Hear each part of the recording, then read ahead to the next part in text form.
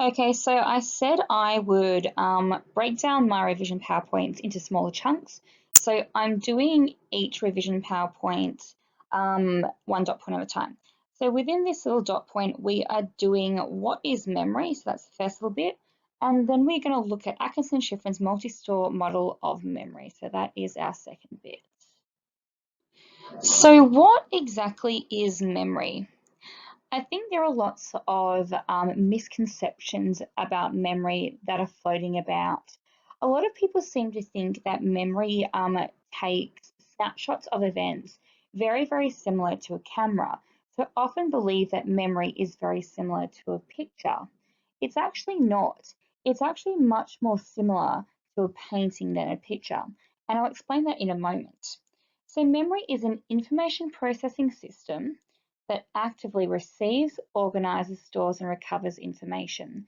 So, of course, what it does is it takes in all of the information that we are bombarded with on a daily basis, and it actively manipulates that information to organize it in a way that's meaningful for you and to retrieve it when you need it. Now, it's not a passive system, so your memory is always working. It's always recovering, storing, and integrating information into existing long-term memories. So it is actually quite active. In our class conversations, we have discussed the idea of false memories.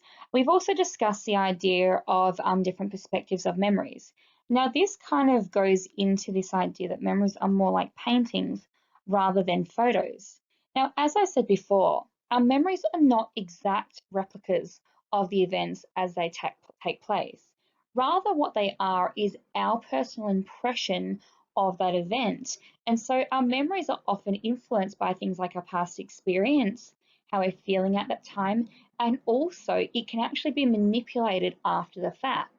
So, for example, if you have gone to a really bad party, you will have encoded and consolidated that memory in a particular way. However, the next day when you go to school, if your friend tells you how they had so much fun, then you integrate that little piece of information into your existing memory. Now, if you hear how much fun one or two or three people had enough times, that might actually integrate enough into your memory that it changes the whole flavor of the event for you. So years down the track, you might actually remember that event as being quite fun rather than being maybe not very good. So memory is really fallible. And that's why I say it's very much about our impressions of an event. So when human memory works effectively, it goes through three particular stages. Now, these stages form the information processing model, and this isn't typically in the study design. Now, the reason I am actually talking to you about this is because these three words here, coding, storage, and retrieval, are pieces of language that I do want you to know to be able to integrate into other kinds of theories and other kinds of concepts that we do need to know. So the information processing model says that memory, when it works effectively, has to go through three stages, okay? So we have sensory input. So this is anything that I guess is brought into our memory. So it could be like sounds, it can be vision, it can be touch, whatever, okay? And so first off, that information is encoded. So we convert the sensory information into a usable code that can be stored in memory. Now, you'll recall last year we talked about visual perception. Now, when our eyes receive electromagnetic energy, that particular kind of energy can't actually be received and processed by our brain or our neurons. So it actually has to be converted into a neural impulse in order for it to be processed. Now, information coming into a memory is exactly the same. It actually has to undergo some conversion so our memory can actually process it and store it in a way that is effective. Now, I've already talked about storage. So the second process, of course, is storage. And that holds the encoded information for a period of time. Now, that information can be held for a long period of time, and it can also be held for a short period of time.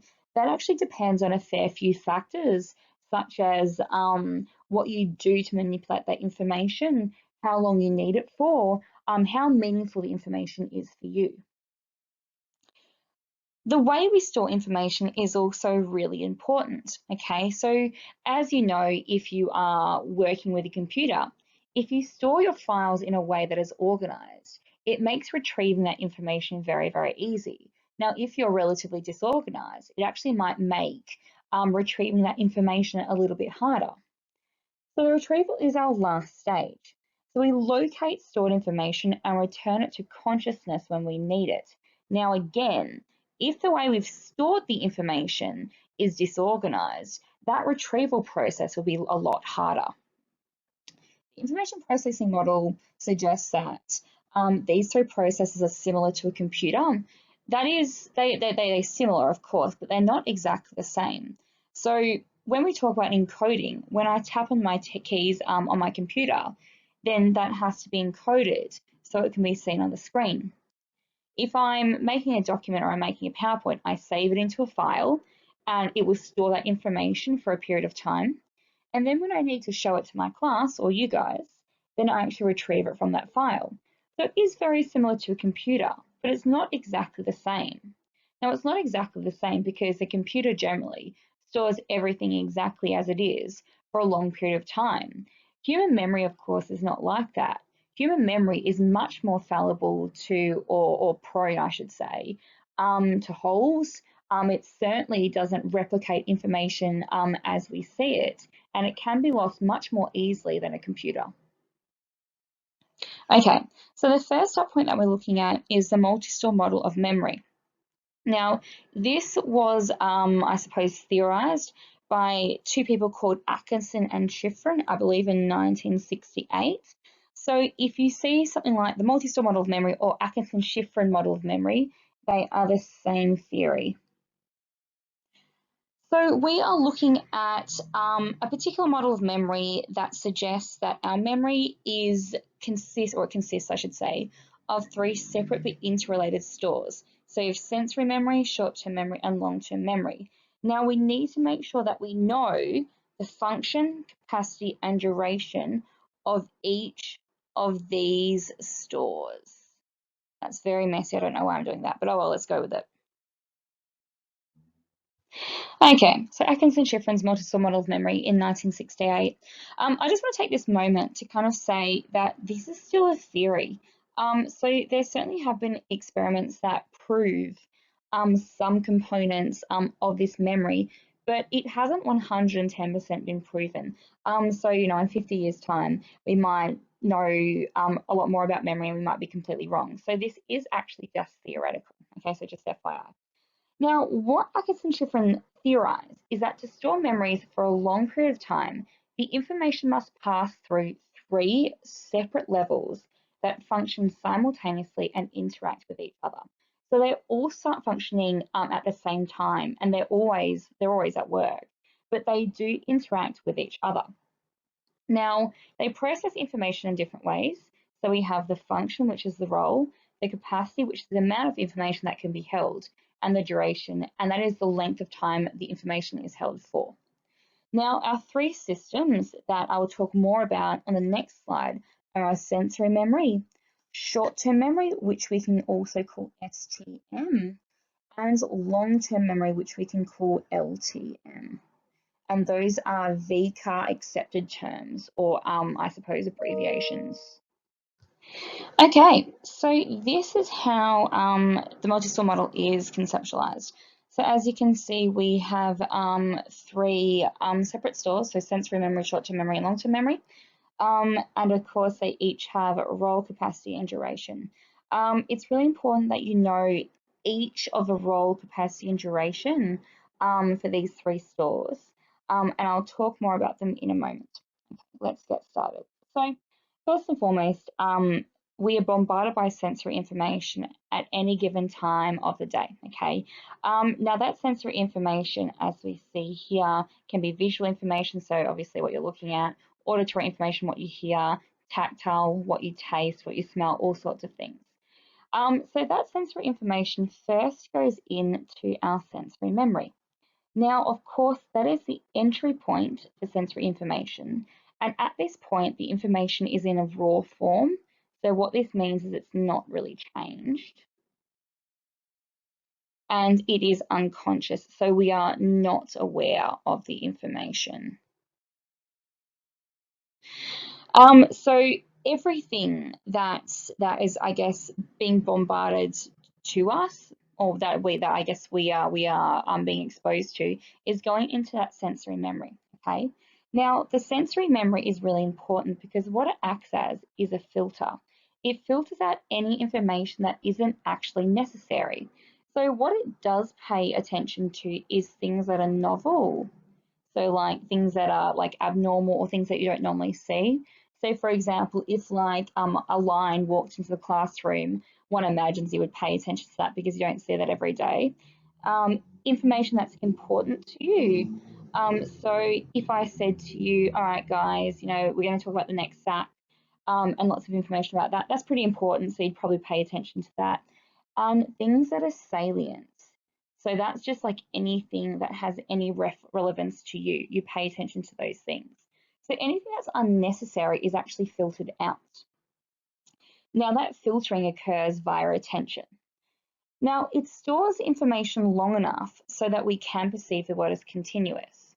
So essentially what it does is it allows us to store each image or each sound long enough so they can overlap. And that's actually how we perceive the world to be constantly moving and changing.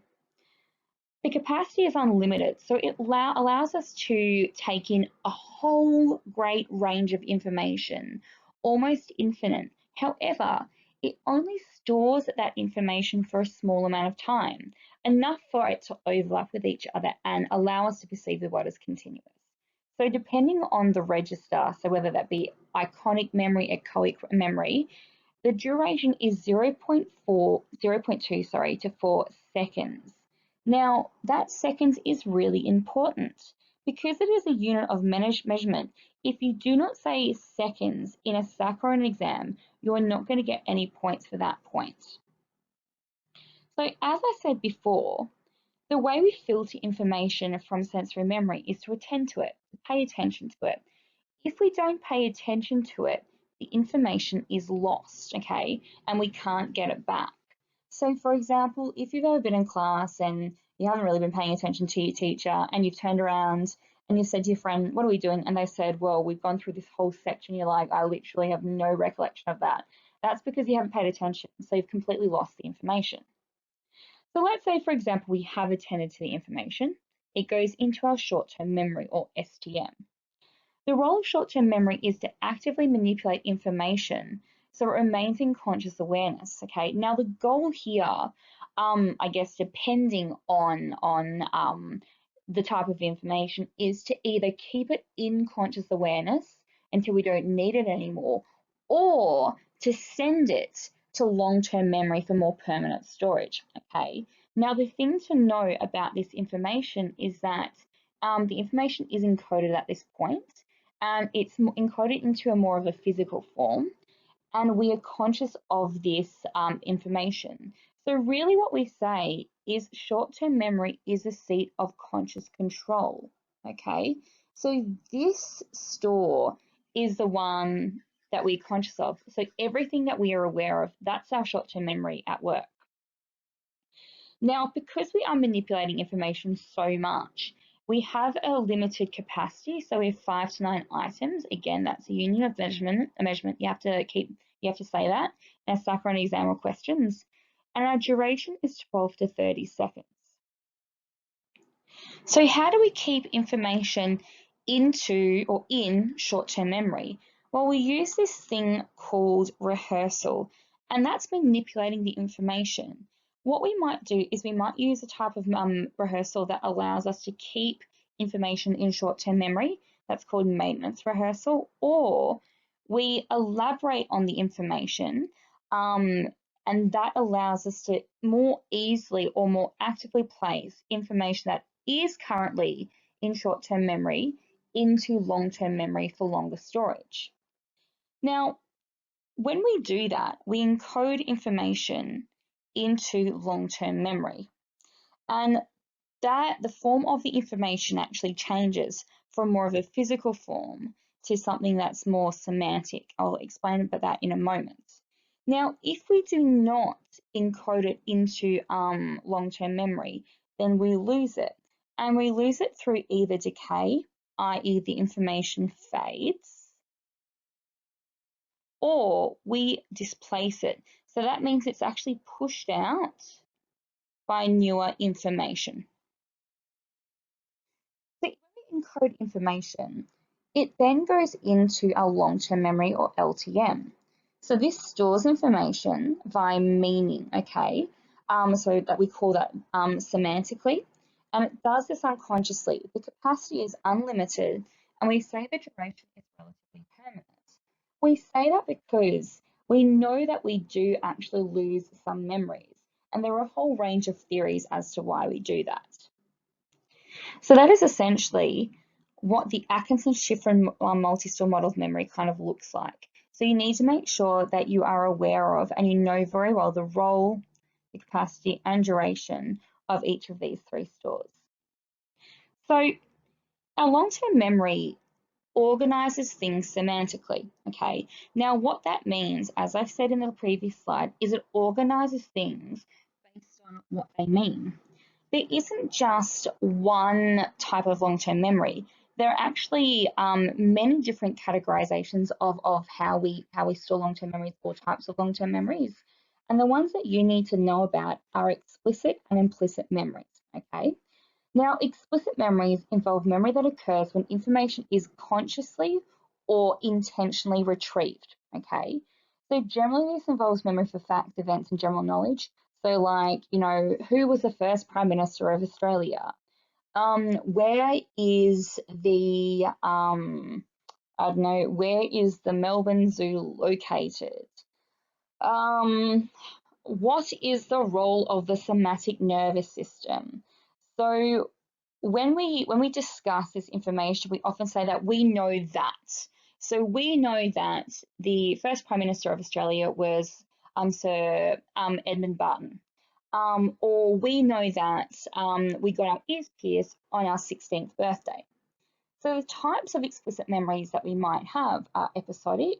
So these are more personal events. So they're like your diary. So if you remember what you had for breakfast, that's an episodic memory.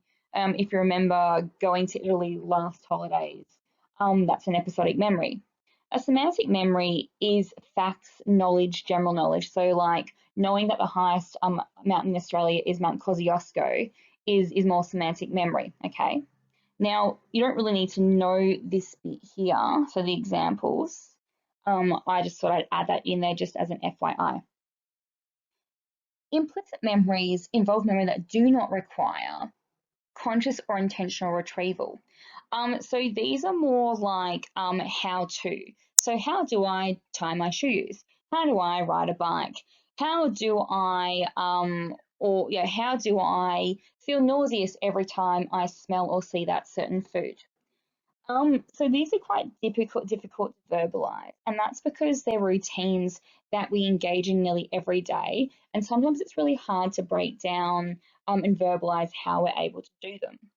So any kind of learning that involves like fear or nausea, so like if you've ever had a bad experience with a type of alcohol or a ham sandwich, and now every time you think about it or smell it or see it, you want to vomit, that's an implicit memory. We also have procedural memory, so things like how do you arrange flowers? How do you tie your hair up? How do you do wings, eyeliner? How do you ride a bike? Those are procedures, so procedural memories.